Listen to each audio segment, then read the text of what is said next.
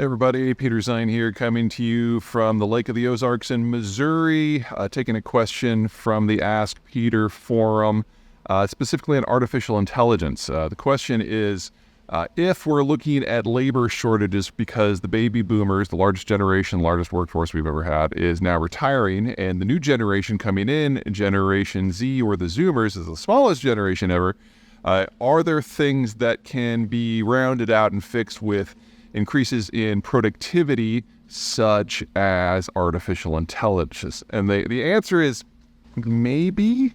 Couple problems here. First of all, we are very unlikely to be able to sustain the level of production of artificial intelligence capable chips that is necessary to fundamentally make over the American or global workforce. The problem is that there are thousands of companies that have to be involved in order to manufacture those chips in the first place.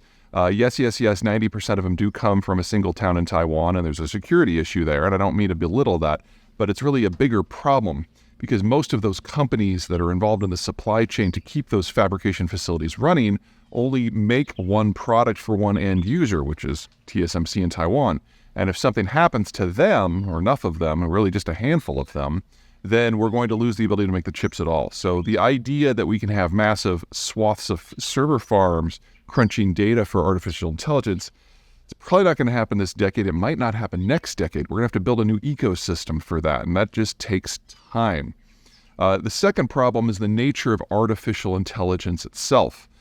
There's becoming this saying is I want artificial intelligence to do the dishes so that I can spend more time writing. I don't want artificial intelligence to do my writing so that all that is left is the dishes. But this is the problem. Artificial intelligence helps with white-collar work, helps with brain work, helps with collation, helps with correlation. Things like paralegals, researchers, writers, editors, all that are the sort of jobs that are going to be slimmed down most likely because of it, and that's not where the labor shortage is in the United States. Over the course of the last 50 years, the baby boomers have really focused on getting their kids to college and getting them into high value-added white-collar jobs. But in a world where the Chinese are fading very quickly and where the United States is experiencing an industrial renaissance, we instead need electricians, and we need welders, and we need linemen. We need people to physically move and make things. That's not white-collar work, that's blue-collar work. And artificial intelligence cannot help nearly as much with that. So artificial intelligence is going to be part of the future, but I don't think it's going to happen as fast as folks happen. When it does happen, it's going to remake industries like finance, moving money around more efficiently so that the swaths of cadres that we have in, say, New York suddenly all of a sudden have less to do. It's going to increase the capability of white-collar workers and make them more productive so we don't need as many people at, say, like the back end of doctors' offices processing all the insurance claims. It might be able to help crack the genome to make agriculture more productive, and it's certainly going to be involved in defense and cryptography in order to increase security.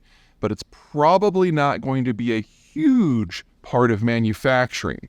And for that to happen, we don't simply need AI, we need robotics, mobile robotics.